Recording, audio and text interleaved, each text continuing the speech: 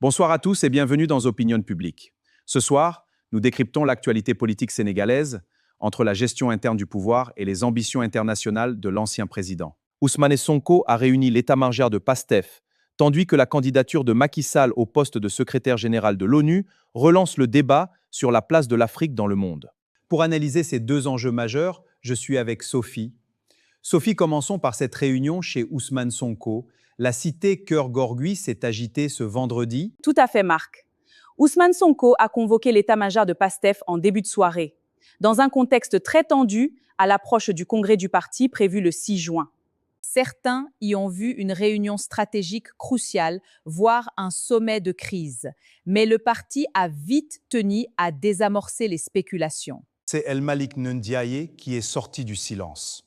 Comment a-t-il qualifié cette rencontre ? Sur le réseau social X, il a été question d'une simple réunion de travail entre quelques responsables du parti. Il a tenu à minimiser l'ampleur de l'événement. Un message qui dit rien de grave, mais qui rappelle la solidité du groupe. C'est de la communication politique interne. Exactement.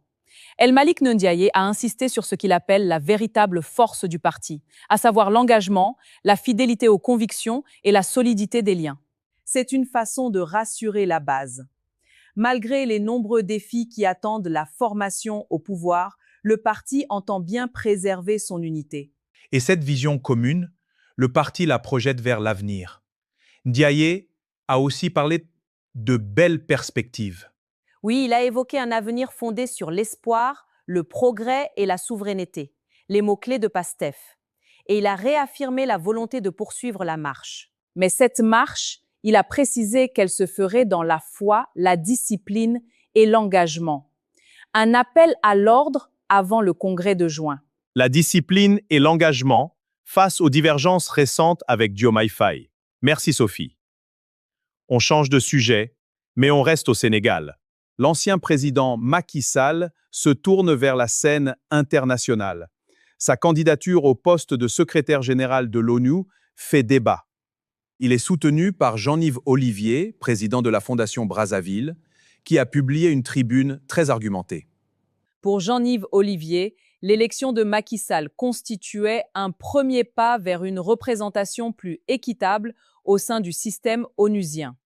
Il rappelle que l'ONU est née après la Seconde Guerre mondiale par la volonté des États vainqueurs qui se sont réservés un siège permanent et le droit de veto. C'est ce système imparfait mais réaliste qu'il s'agit de faire fonctionner au mieux. Et pour cela, il faut une main ferme et tranquille. Et cette main, ce serait celle de Macky Sall. Qu'est-ce qui justifie ce choix, selon Olivier ? Il le décrit comme un homme expérimenté, connu pour sa méthode de travail et non pour ses éclats de voix. Un profil de médiateur discret. Il rappelle que Macky Sall a été médiateur dans de nombreux conflits, notamment entre la Russie et l'Ukraine. Il a l'habitude des crises. L'argument démographique est aussi central dans cette tribune. L'Afrique est l'avenir du monde. Tout à fait. Olivier cite une projection choc. À la fin du siècle, un quart de l'humanité sera africain. 8 sur 10 habitants seront asiatiques ou africains. Cette planète ne se reconnaîtra plus dans un miroir onusien déformant. L'ONU doit se réformer de sa propre initiative pour survivre. Un plaidoyer pour le multilatéralisme, mais un multilatéralisme réformé. Mais cette candidature fait face à de forts obstacles, n'est-ce pas ? Des obstacles majeurs. D'abord, c'est théoriquement le tour de l'Amérique latine. La rotation intercontinentale est une règle non écrite. Ensuite, l'unité africaine fait défaut. Tous les États africains ne se sont pas rangés derrière le candidat soutenu par l'Union africaine. Et il y a déjà le débat sur la parité. Macky Sall n'est pas une femme, alors que la représentation féminine est un enjeu essentiel. Jean-Yves Olivier en est conscient. Il aborde ces entraves librement, mais il contre en parlant des actes de Macky Sall.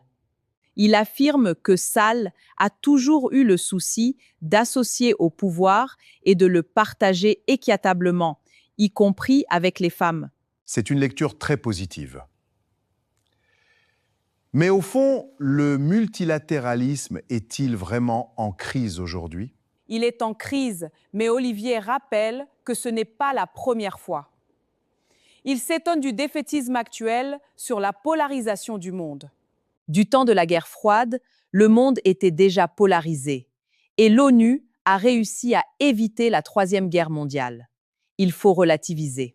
Même si des guerres de substitution ont eu lieu dans le tiers-monde, l'ONU reste un outil imparfait mais indispensable. Exactement. Et Olivier conclut en disant qu'un siège à la table sera toujours préférable à la politique de la chaise vide. Et que Macky Sall, habitué à faire beaucoup avec peu, en est conscient. C'est un portrait flatteur de l'ancien président. Très flatteur. Mais le soutien de la Fondation Brazzaville donne un écho international à cette candidature. C'est un signal fort pour le Sud global. Une bataille diplomatique qui s'annonce serrée. Merci Sophie pour cet éclairage sur ces deux questions sensibles au Sénégal. Retrouvez nos analyses sur le site d'Opinion Publique. Merci de nous avoir suivis et à très vite.